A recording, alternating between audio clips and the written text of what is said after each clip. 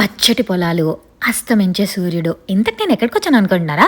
నా ఫ్రెండ్ వాళ్ళ తమ్ముడిది post marriage reception యూఎస్‌లో కండక్ట్ చేశారండి. ఫస్ట్ టైమ్ నేను ఇలా మ్యారేజ్ రిలేటెడ్ ఈవెంట్ అటెండ్ అవ్వడము. చాలా బాగా కండక్ట్ చేశారు.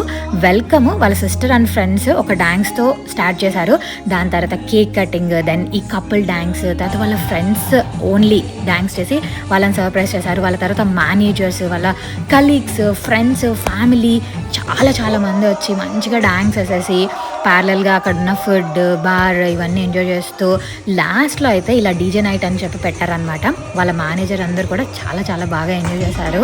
నేనైతే ఫస్ట్ టైం ఎక్స్‌పీరియన్స్ చేశాను. ఇది ఔట్‌స్కర్ట్స్‌లో ఎందుకు తీసుకున్నారంటే హౌస్ ఇది టైమ్ రిస్ట్రిక్షన్స్ ఉంటాయన్నమాట. లౌడ్ నాయిస్‌కి 10 తర్వాత 11 తర్వాత ఉండకూడదని.